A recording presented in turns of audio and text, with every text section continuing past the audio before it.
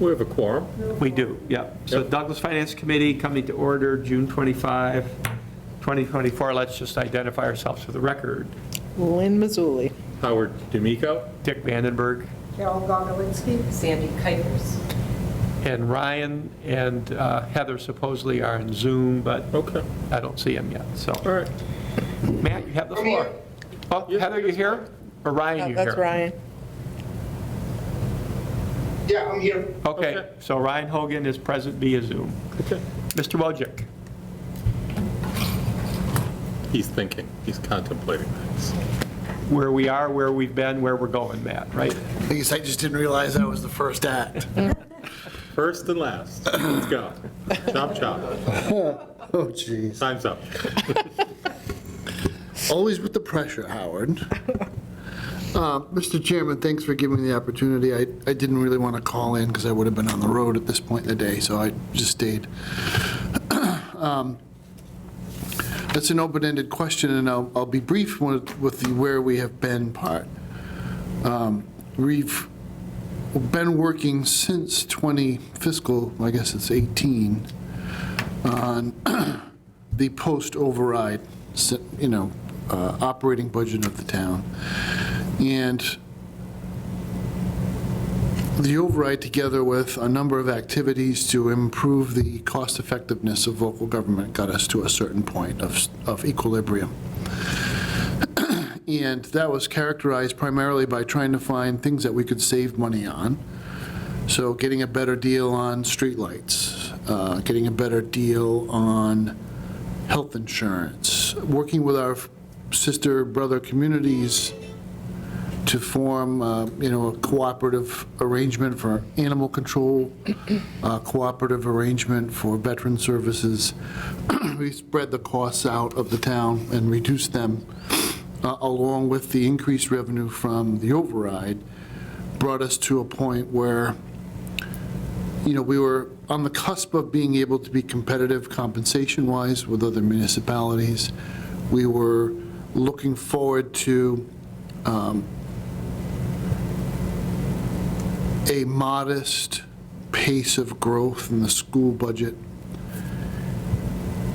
That was still not enough, but it was something, and it was a little bit faster, a little bit more brisk than what had been accomplished in the early 2010s.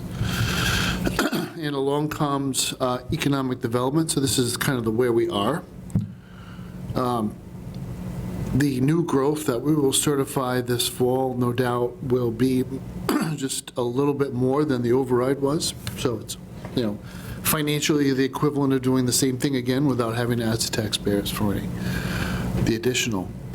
And that allowed us to pivot additionally, so we're trying to make sure in an environment where it is very difficult to recruit people for certain town positions, we needed to be able to stabilize the compensation of our workforce, including a teacher's contract, new contracts with police and fire, comp reform for non-union employees, and the continuation of a pattern that was made possible by the override, which is ongoing investment in the capital assets of the town.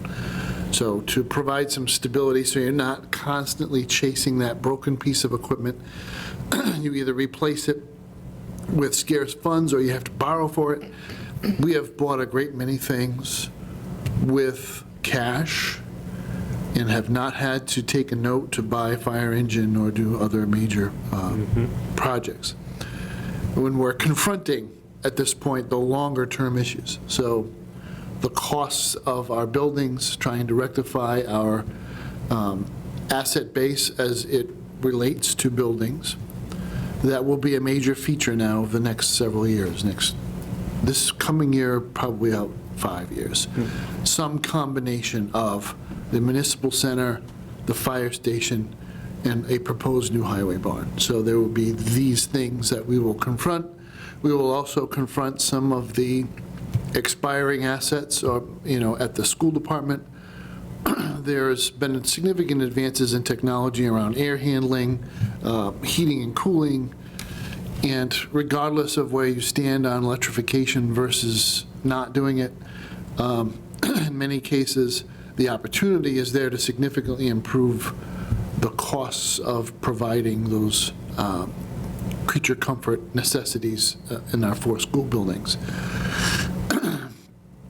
So the budget over the last several years, we've systematized to the point now where we have some 12, 13 years of past data, so it's all coming from our audited financials. Once the audit is completed and Jean gives me the final numbers, they're entered into the spreadsheet. So when you do historical queries, everything is right there. Then we show you a couple of years of, budget, and then we just project budget out into the future so that when I say I'm never more than a keystroke away from being able to print my latest and greatest thinking, it's because the model itself generates those numbers based on a line-by-line estimation of what we assume to be stable versus what we think is growing. So we know the cost of fuel won't stay the same, so we build in an inflator. We do the same thing with office supplies and other things, and then we'll have some budget items that, probably won't go up very fast. We leave those in relatively stable condition. So it gives us a sense of where we're going on the cost side, and on the revenue side, we take an extremely conservative point of view in terms of forecasting revenues. We use very low numbers for new growth, and we don't assume anything other than a 2.5% on the levy. We don't assume any state aid going up or, very small numbers for state aid changing. And that makes us very conservative in our planning for future costs, with the hope that when we get to the actual year in question, we'll have robust enough revenue figures to be able to support what's coming next. Where we are right now includes, we are negotiating with one last union in this round, which is the paraprofessionals and ABAs at the schools. These talks are televised. It ended up being part of the ground rules, agreed to by both the union and the management side. I haven't looked to see whether all the sessions are maintained in an archive. I assume they are, by the school department or by the cable television folks. It is instructive for people who have never witnessed a municipal government entity negotiating with organized labor. I would say that it reflects a traditional and somewhat dysfunctional view of negotiation, which is positional bargaining. Most of us educated and more recently reject positional bargaining as a completely pointless exercise, but that's where we've been. We've advanced a little bit to package deals that have been exchanged back and forth, so we're not going back and forth with individual points of a contract. We're going back with what we hope are balanced proposals. Still not necessarily making that much,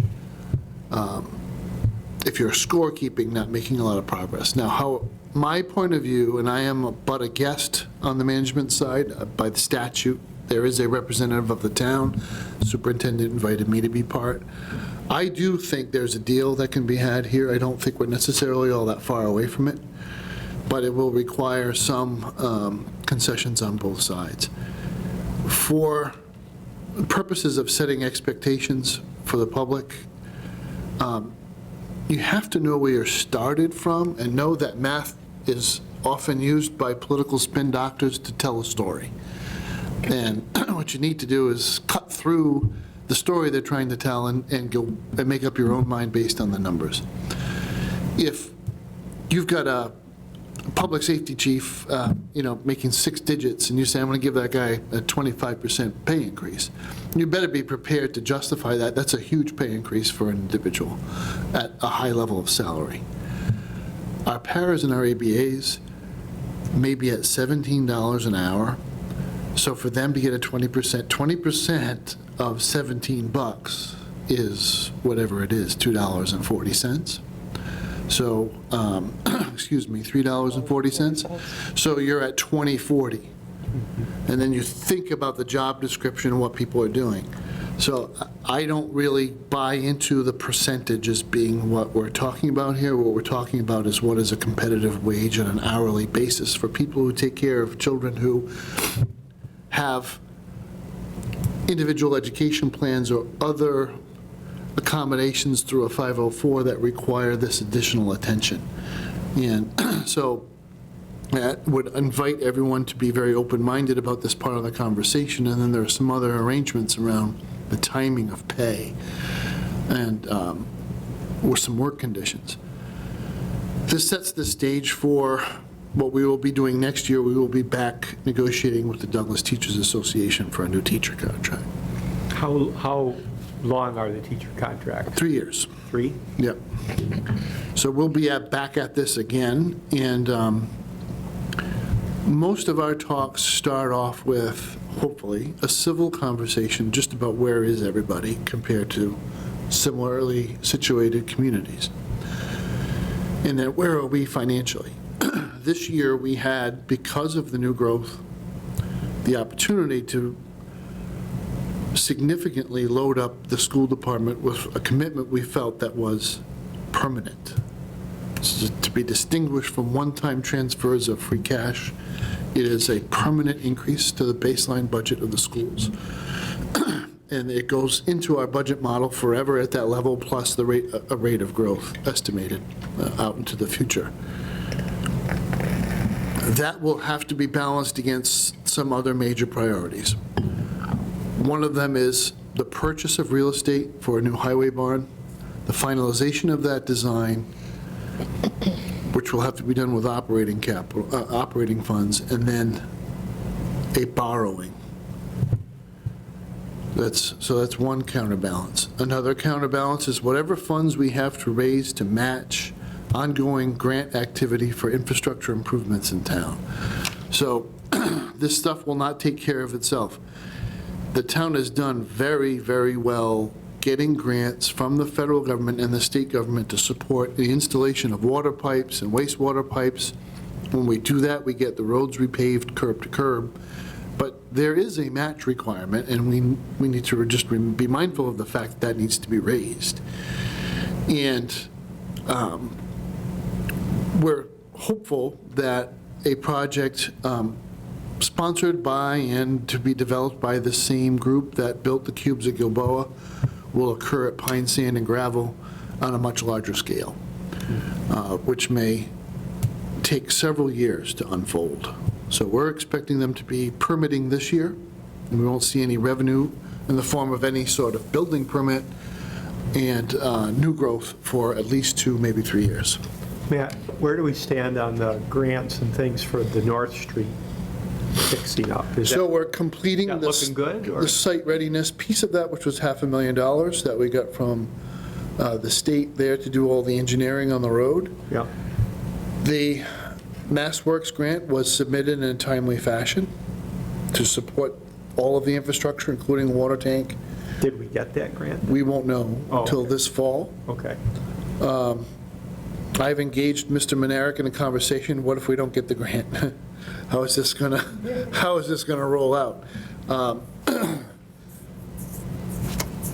The tank ends up being really central to this,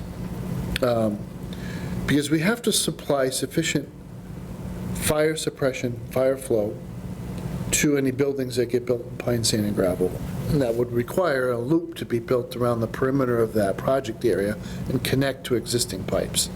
So we can't run off Gilboa and dead end in the back. We will need to loop that back around to the surface that runs up North Street. So now we have a loop that goes north Gilboa into the service road of the development, then across the property back to north.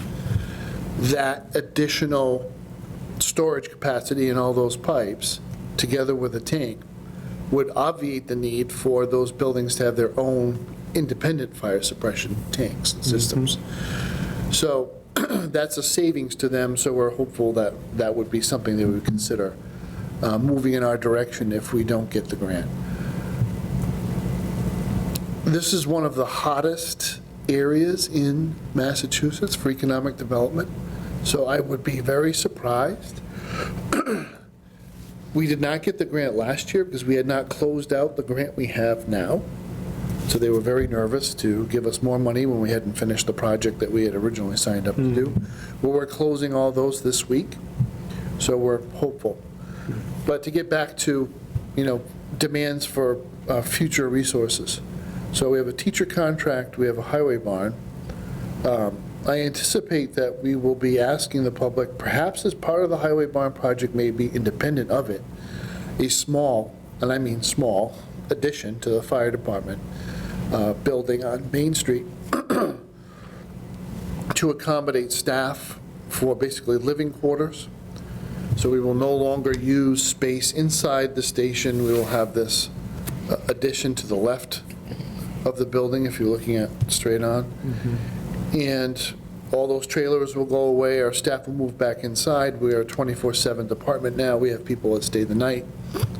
And we have a significant air quality issue that we want to resolve inside the building, and this will allow us to move people away from the sources of contamination, have independent, direct access to outside air through the machinery. So Matt, as we look ahead to either the special town meeting this fall or the annual in the spring, will either have anything on the warrant about the new highway building?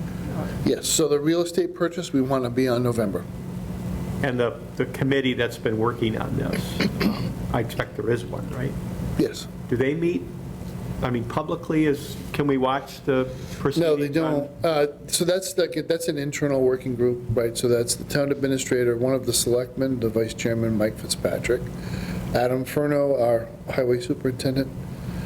And that's really been the three of us parsing this out. We've had the community development director was involved during the feasibility stage, looking at all the different properties around town and trying to size them up. Once we got past that, we've identified the real estate that we're interested in. We had an appraisal done. The appraisal's been circulated to the select board. It's a public document. The property was appraised at $700,000. We are negotiating with the owner of that property to arrive at a price. We don't have to pay the appraised price. We can add to it if there are features that were not considered by the appraiser. The appraiser valued it as a commercial industrial property. We might be keeping or enhancing some of the existing features of it, so we might want to pay for that. But it won't be a whole heck of a lot either.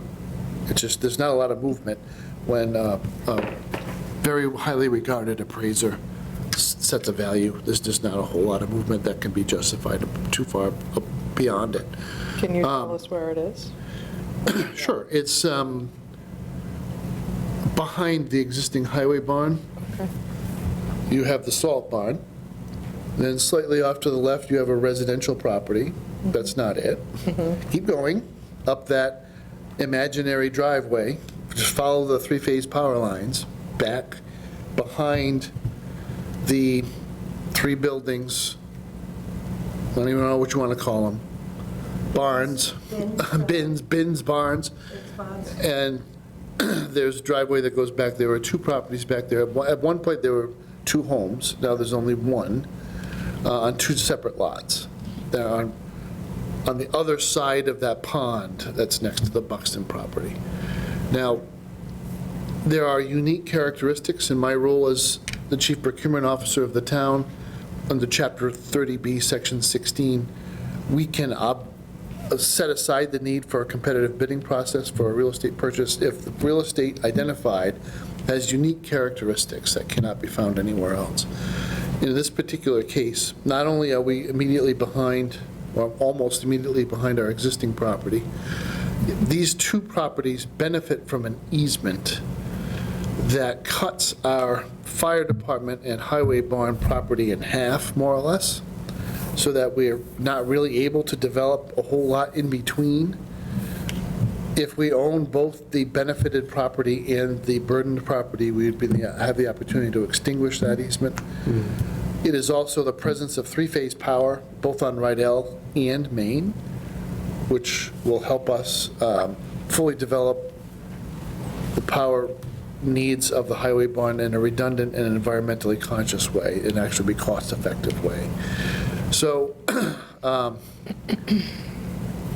what I'm looking for here is I did not budget all of the funds arising from new growth I left a substantial surplus, and we have carried a very large sum in what is known as the overlay, anticipating any potential challenge to the tax value of the cubes at Gilboa.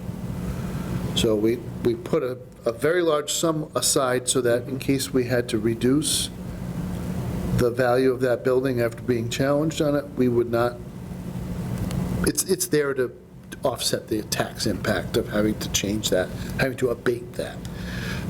If there is no challenge made and the new growth comes in at the value we believe it is justified, then the overlay or a large portion of it could be released by the finance director for use in the total of what we've left in the budget, and the overlay would be very close to the price that we're negotiating for on the real estate. This was actually a plan. I don't walk around with a bullhorn talking about it, but at this point I can, because I think that's how it's all going to come together. The funding source will be existing funds for the real estate, not for the borrowing for the building. On the building, we're working very hard. I'm going to go back to this point about streetlights and health insurance, because there's another one, it's public buildings, where small communities like ours are often taken for granted and mistreated, and we ended up getting a lot of the fixed costs allocated to us because we're price takers, not price makers, right? So if National Grid has streetlights all over the Commonwealth and all the major cities, they came up with a per light charge to cover the fixed costs of keeping them on. Over time, the smaller communities with a small number of lights were basically subsidizing the bigger communities because we were paying this big fixed cost charge when we weren't even replacing the bulbs in some of the darn things. Nobody had touched a fuse in them for 20 years, but we kept paying that fixed charge because it was allocated to us on an allocation roll. The same thing happens in health insurance. It's a long, convoluted explanation, but the bottom line is this: the larger your group, the more likely it is that you reflect the statistical trends of the population that you have drawn from. So the larger you are, the more likely you are to be like the whole Massachusetts market. The reality is there isn't a whole lot of potential for cost savings in that scenario. You can do what you can with stop loss, you can do what you can, but you're going to reflect the fully insured market after a certain point. But when you're small, your population may be nothing like the underlying population. And you have the opportunity, therefore, if your claims are low, to establish your own policies and actually build up substantial surplus and save a ton of money, which is what we've done to this point. How does this work for buildings? This is what happens. The industry is far larger than we will ever be. The network of designers, architects, design-build companies, and they come across, and this has been increasingly the practice, and tell smaller communities like Douglas or Holden or Berlin or anybody else, yeah, that building's going to cost you, and then they throw some number at you, on a per square foot basis, somewhere around 20 million, 30 million bucks. For crying out loud, it's a garage. Exactly. A large portion of what we're building is for cold storage. We're just going to keep his stuff from freezing. We don't have a lot of admin. This is nuts. And there are companies in the marketplace that sell either prepackaged. We don't really want to go with a 100% metal building, that they are actually inefficient to heat. There's thermal bridging that occurs between the structure and the roof and sidewalls. We want a wood building with metal on the outside, metal roof. I've got one of those metal buildings. They're not that hard to heat. They're not. Not if you're not keeping it 70 degrees to keep it warm. You're not. So they're not that hard to heat. at the end of the day, these things are not that expensive, and it's ridiculous, and I'm glad to have Selectman Fitzpatrick on the committee doing this work because he works in this industry. And we've been hooked up with a couple of different outfits. You know, you hire out for the labor. It's Massachusetts, you still pay them the prevailing wage, but it's not that outrageous because it's a bloody kit, and they put the thing together on a concrete slab, and off you go.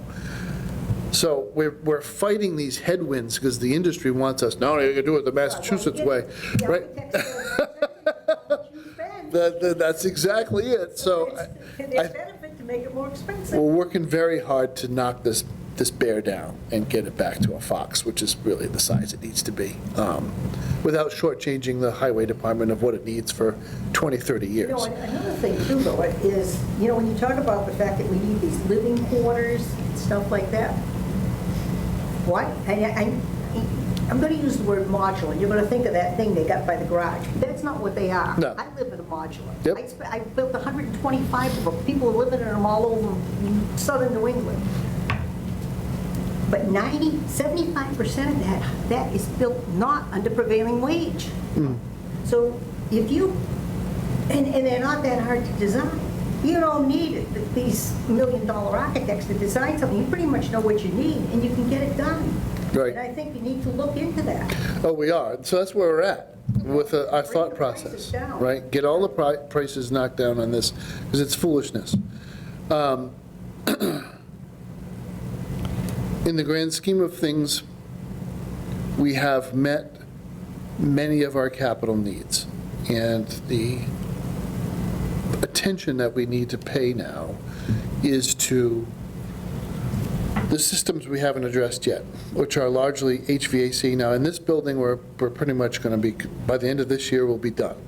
We will have made investments in all of the HVAC units that service this building. So for about 10 years, it's going to calm down. But at the schools, it's time, because they're all very old. The maintenance costs are very high, and they're only getting higher. So we need to be thoughtful about those things. But as an expense budget, what we will see for the next year and then going on for the next 3, 4, 5 years will be this ongoing pressure to maintain Douglas, and I'm going to, this is where my head is at. I don't call all the shots. In the end, a lot of this has to be negotiated, and a lot of it has to be agreed to. But I'll tell you, my opening position is that we should always try to be in the top of the bottom third. That we are not wealthy enough as a community to lead the way and have 4, 5, 6% COLAs every year and all the stuff that all of those Boston collar communities try to do. We have a stable employment, we have really good jobs, we treat people really well, we give them a great benefit package, we keep our co-share on benefits at 80-20, we do a whole bunch of things that put money back in people's pocket without boosting the wage to unsustainable levels. That's where we need to be. Because when all the development ends, you're going to be back to what you were. And since so much of what costs the town money to stay running is personnel, you know that at some point, the demands of the personnel will outstrip your ability to service them. So you want to postpone that day of reckoning for as long as you can. And with a good economic development strategy, maybe you almost never get to that day of reckoning. But there's work that needs to be done to get to that level. That is the goal for the next, to have this new growth that we have realized this year power us through another 5 years. And no talk of, major changes outside of that. I hope that's some guidance to where I'm at. I can get very specific. I do want to call out a couple items for STM if I can for November. So this will be the first time you hear it. We did a lot of work around the design of the security camera system for the 4 school buildings. Long story short, we had ARPA money come in. What are we going to use all this ARPA money for? Well, let's think about the schools, right? The phone system and the security system, that was important. And this contractor that was in there wiring up the phones and building our voice over internet protocol phone system, knew enough about cabling and systems to give us an estimate of what it would cost to put in security cameras. Now, whether it was my fault or not, I don't know, but I basically said, don't specify anything proprietary that's going to cost us $1 zillion, and then tell us that 5 years from now, when a camera burns out, that, whoops, we don't make those anymore, and then just start charging us an arm and a leg for them. So my perspective with that designer was, give me non-proprietary, buy it off the shelf. Daryl, and Daryl could install these things, and, you know, it would work. The problem with that, there is a problem with that, is that those things are easily hacked. They don't have a terribly good useful life, and their performance is not at the same level as design systems.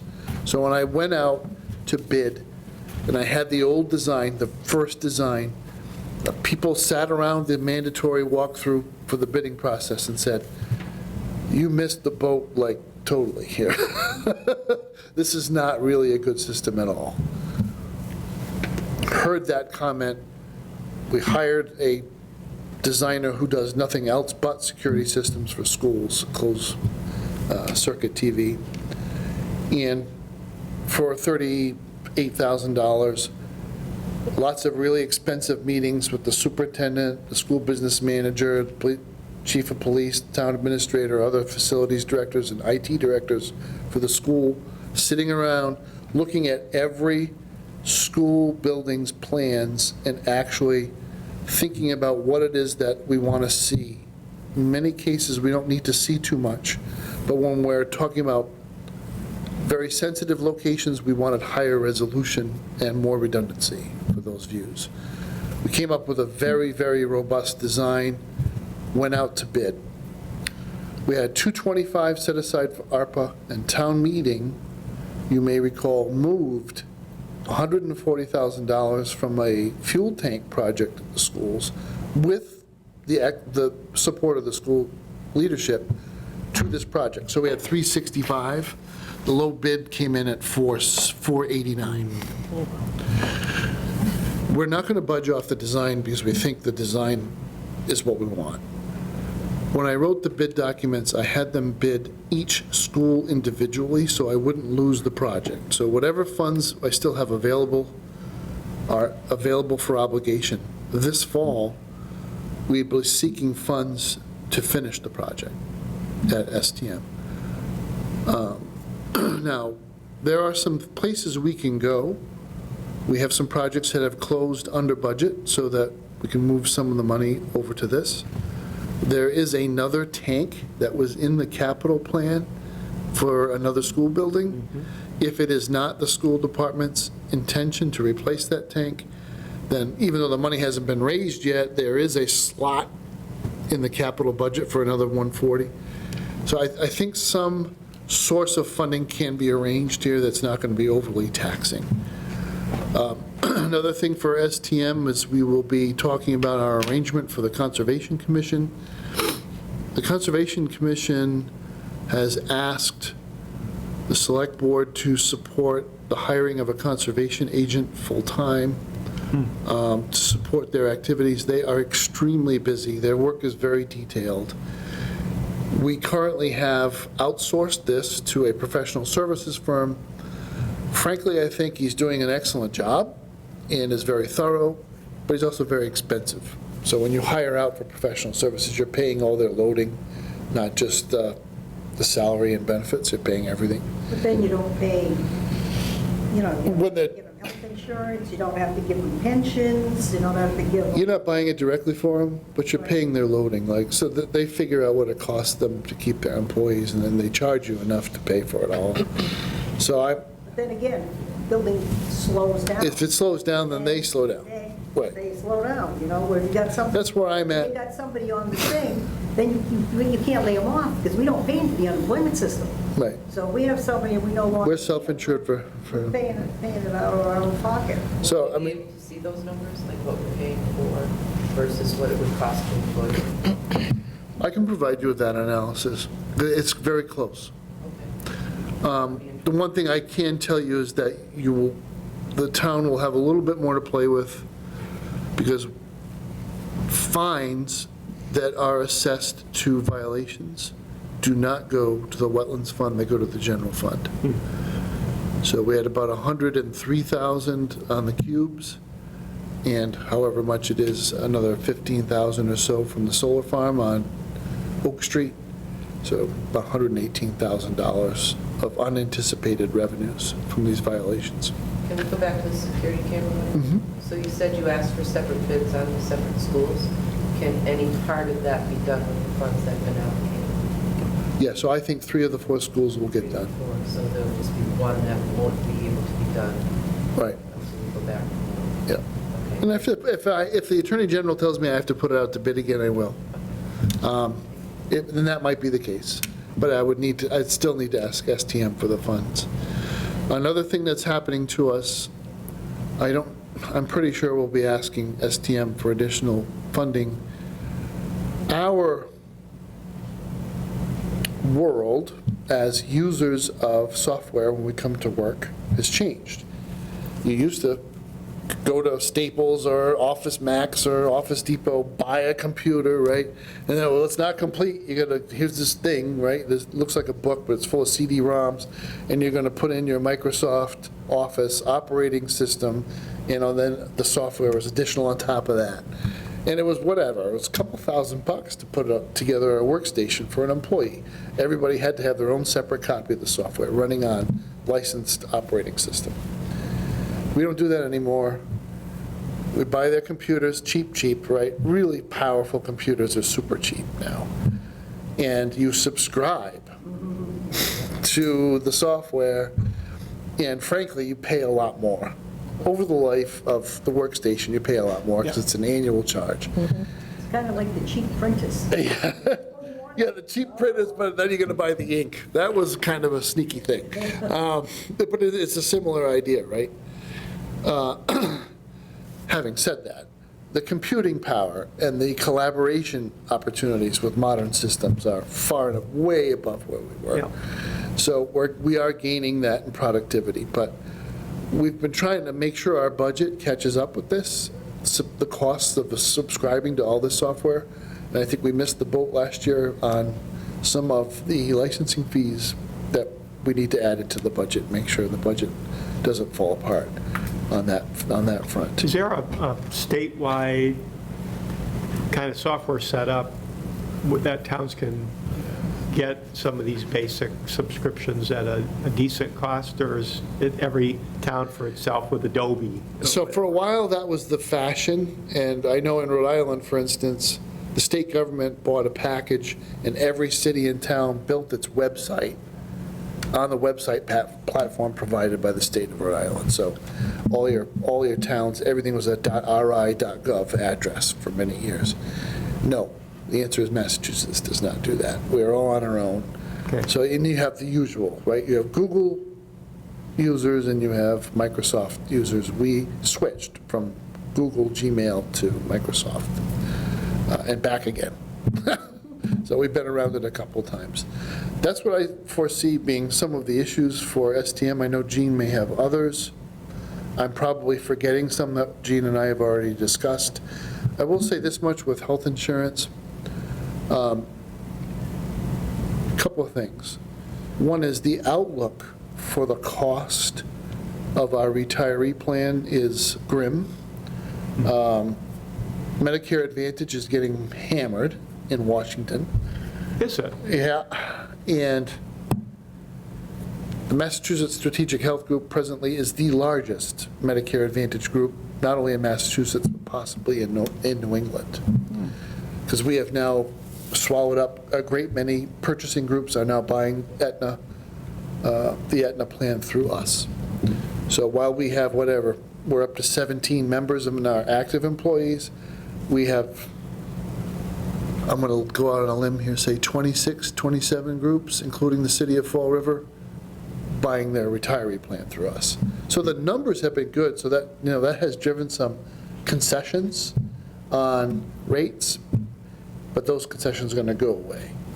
So in recent calls, both CVS and Humana which are the two of the major providers for Medicare Advantage plans, have said they're going to probably take a loss this year, notwithstanding the rate increases they're going to pass along to us.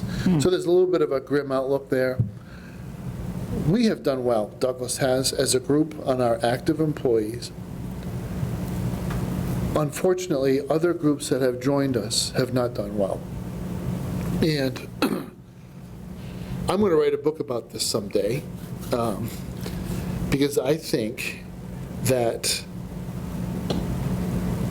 to understand the difficulty that municipalities face, try to put 14 or 15 people in a room and try to get them to agree to make a decision on financial matters, and you'll see what the challenge is. The level of engagement, the level of knowledge, the level of willingness to accept risk or avoid risk varies a lot. Sometimes it depends, and sometimes the people don't even faithfully represent their own interests. So where we're at is collective action is extremely difficult. Economists call it, Howard's looking at me knowingly, because we do it, No, I'm economics and the looking at you law, wondering why this economics is and the part of law, our discussion this evening. because it's going to hit you, it's going to be a cost. Economics and the law, this is called the free rider problem. This goes back to my earlier point. Smaller communities generate a surplus, the bigger ones, deficits. They have all the power, we have all the money. Guess who gets the money? I'm not going to play ball with this. I'm unhappy. I think we've deteriorated significantly financially over the last year. So I may have to come back to the town and say, if this group doesn't work out, I might have to find another place for us to be, which may require an equity buy-in, may require accepting risk at this level or that level, or hedging against the risk by going with both an aggregate and specific stop-loss plan so that we can stabilize a smaller group of people, of like-minded people. So I'm talking about non-trivial sums of money, and I'm also talking about a surplus that the town of Douglas has built with this group that's almost $1.4 million. All joint purchasing agreements establish the terms and conditions for the withdrawal of those funds. I've come straight at it and asked the group to give us $1 million back, because I'm hoping they see the logic. It really doesn't make a difference whether we do a rate holiday or follow any other process. The town of Douglas will get its money back. One way or the other, we're not going to be taken advantage of. But if they buck on that, we may be going to a plan where we're taking a rate holiday and saving money every month by chewing through our surplus to get to a point where we don't have one anymore. That will free up funds that will come back to the town, not as free cash, but as operating budget, and the select board is being asked to pass a policy, and I'm hoping to bring it to the finance committee to allocate the majority of those funds to our OPEB liability. So when we go to borrow, we will get more favorable interest rates because we have a better bond rating. It's a separate conversation. So that's a long-winded explanation of where we've been and where we're going. But you asked, I answered. Yep. Anybody have any questions for Matt, either currently or looking forward? Anyone? Charging stations. Yeah. Yeah. They have been replaced, a couple $1,000 under budget. They're commissioned. You notice there are 2 vehicles out there right now charging. One of them is mine, just because I felt like it, not because I needed to. But it looks like they're going to work. The select board currently has a policy in front of them. Once they approve it, I will program the stations. So, long story short, I want Douglas residents to pay the cost, and outside of Douglas, people will pay a premium to use our chargers. So that we're building, we can't set up a separate account for this. It's going to close to the general fund as miscellaneous revenue. But in our minds, we're thinking, well, if it's $1 to hook up, right, and if they're out of town, they're going to pay the National Grid rate, not the Douglas Town rate. There's a really big difference. We'll build up a kitty, again, in our minds, $1,500, $2,000 a year, which will cover the maintenance of the charging units, maybe not their replacement. We'll see how popular they become. The price of electricity is going to be wild coming into this year. Wild. So I had heard that for new building next year, I think, Massachusetts will not allow any fossil fuels. Does that pertain to the barn building, commercial building, or is this just residential? Do you know anything about that? People can propose whatever they want. There are certain municipalities in the Commonwealth that have made that choice to ban all additional fossil fuel connections.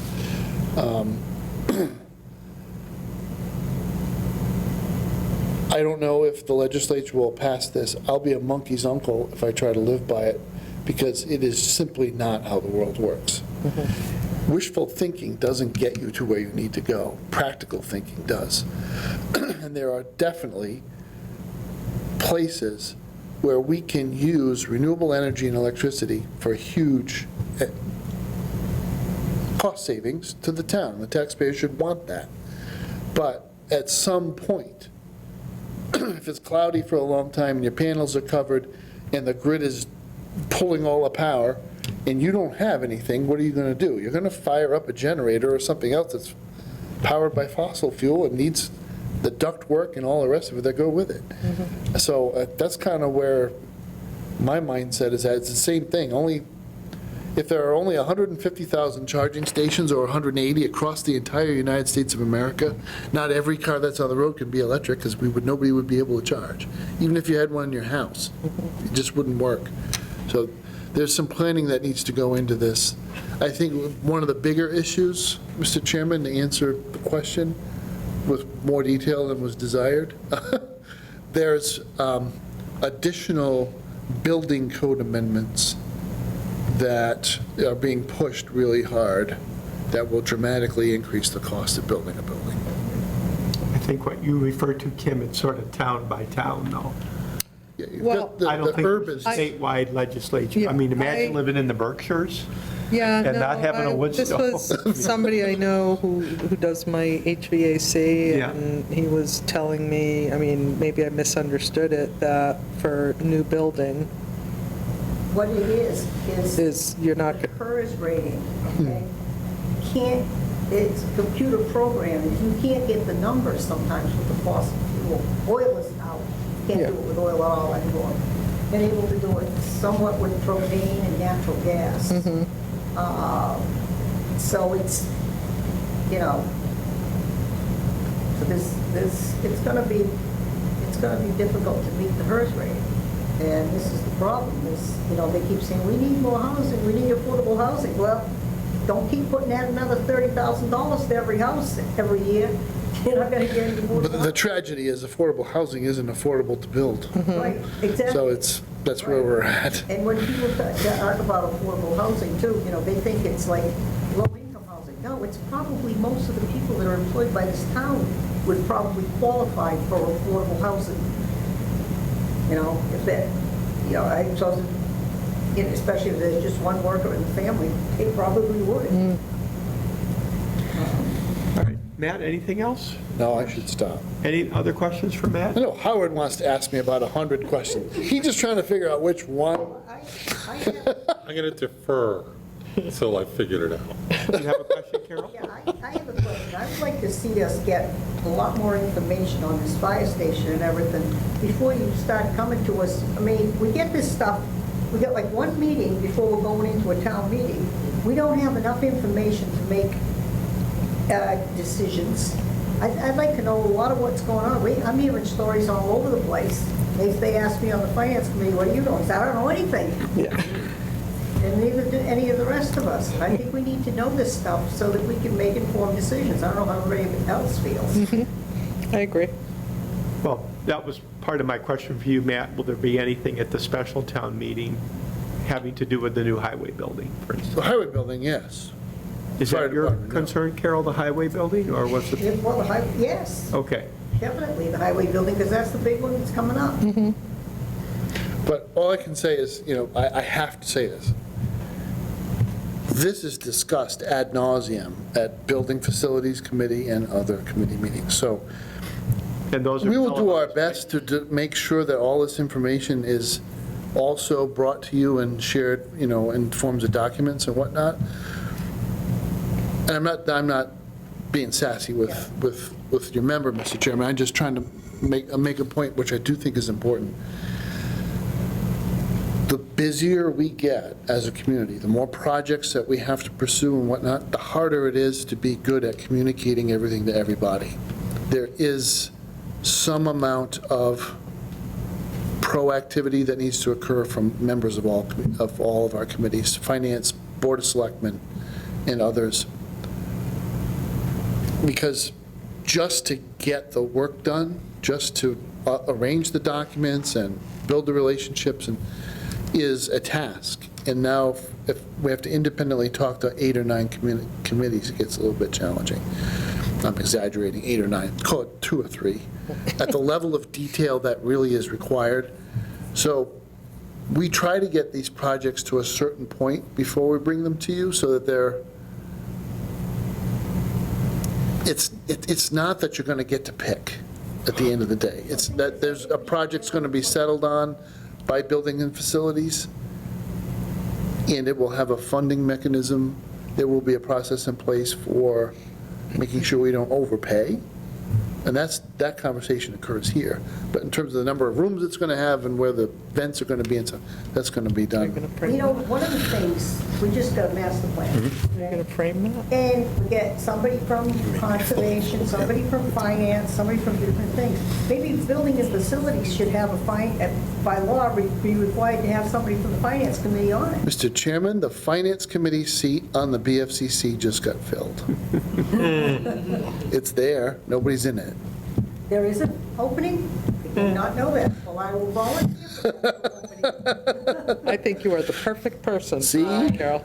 That's why we come to meetings, we get volunteers And on. those are all on TV anyway, too, right, Bill? Everything's on Go TV. Carol. But let me say this as a public service, because a lot of people forget this.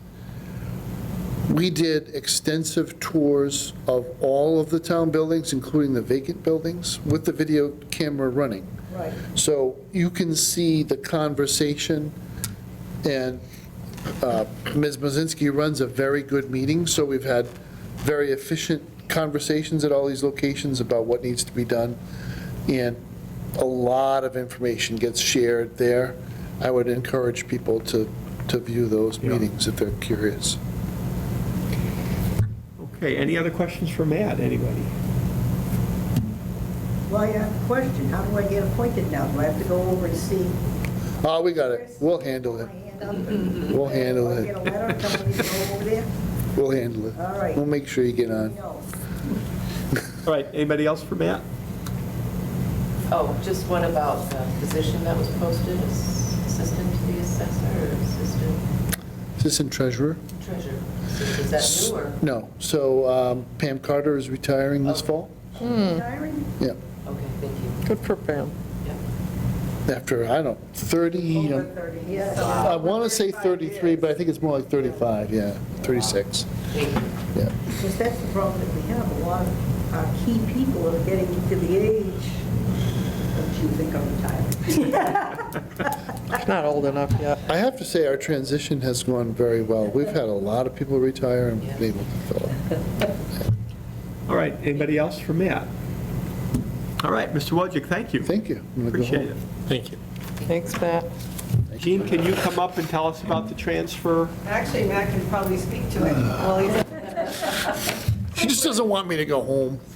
no, quickly, the public building maintenance budget is requesting $10,000. Yeah. We've had a lot of problems with air conditioning. Actually, it's not working on the left side of the building, right side.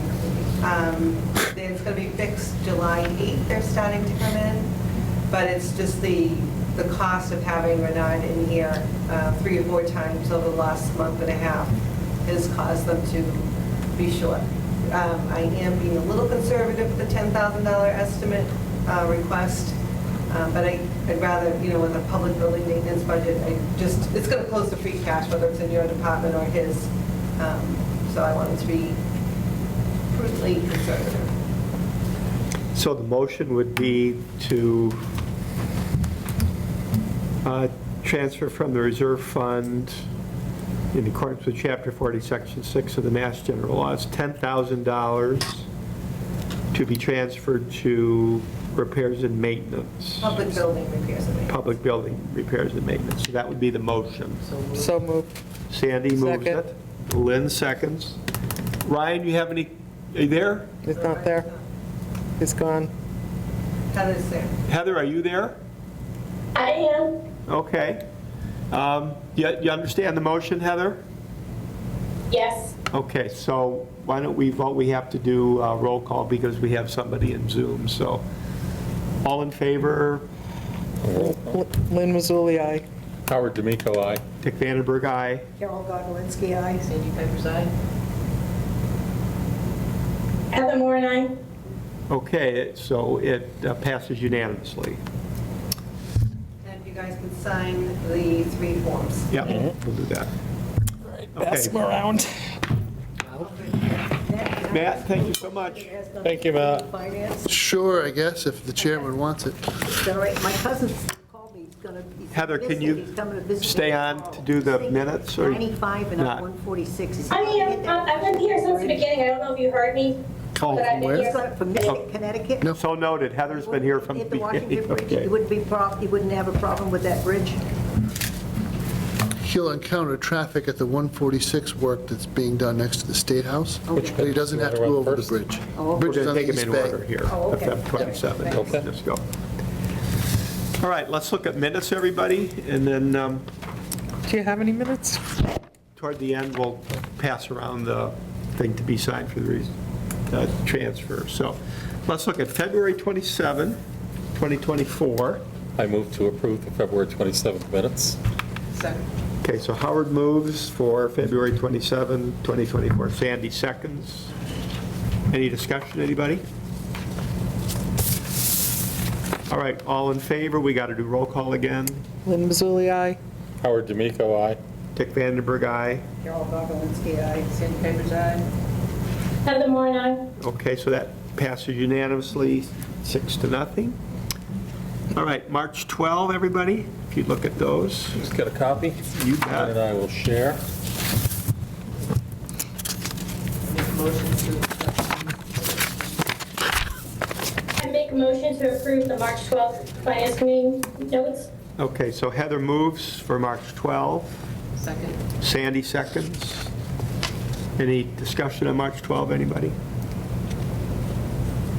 So all in favor, Lynn, want to start? Aye, Lynn Mazzulli. Aye, Howard D'Amico. Dick Vandenberg, aye. Carol Godwinski, aye. Sandy Piper's aye. All right, so that, Heather, and Heather, you voted, right? yes, I did. All right, so that's unanimous for March 12. Next minutes. March 26, everybody? We were here. Make a motion Oh, to yeah. accept these minutes.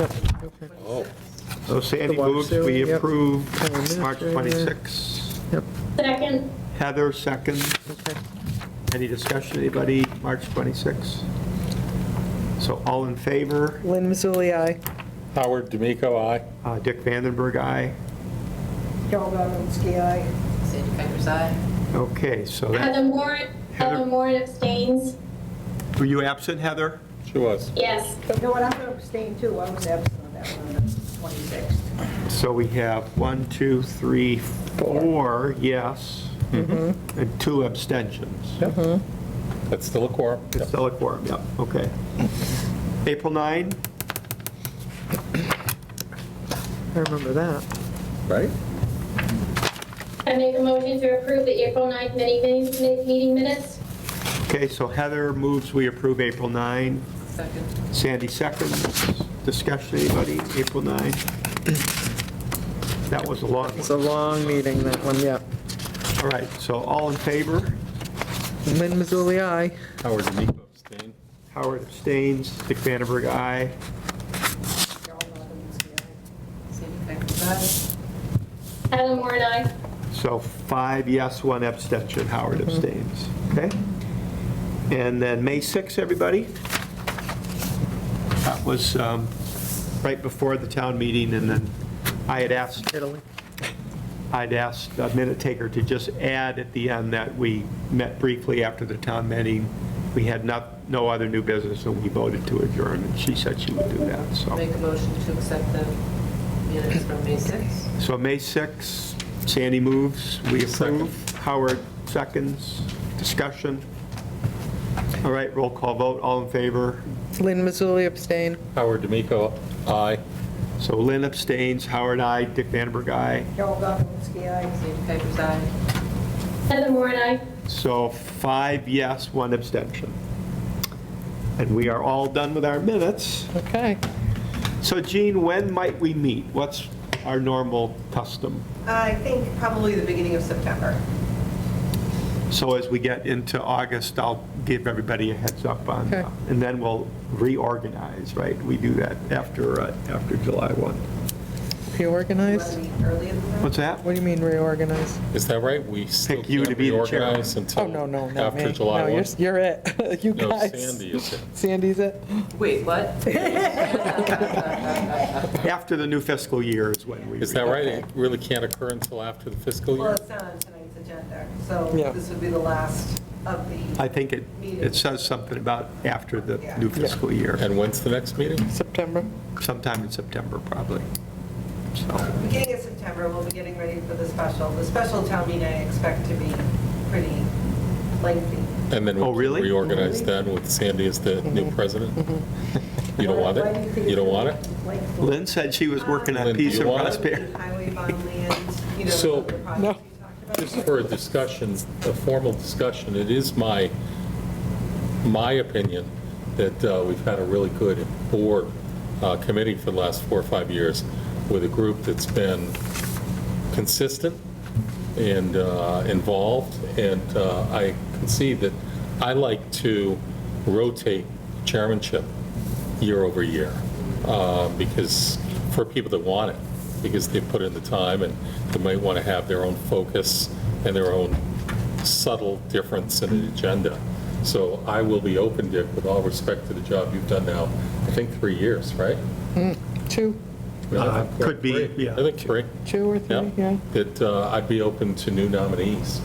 Are you, I are know you, Ryan, no, I think I was chair for a couple of years before Dick was. Mm-hmm. I know Ryan was chair before. Heather, do you feel conflicted from being chair? I would abstain because I'm also on the school committee and I'm the chair there, so it's too much. And I also am on the audit committee, so it's too much for me. But thank you for the thought. So it's Sandy? You can run the campaign. If nominated, I will not run. If elected, I will not serve. But you're going to be nominated. And who said that originally? Richard Nixon? No. Who? Sherman, General Sherman, Oh, after the Civil War. all right.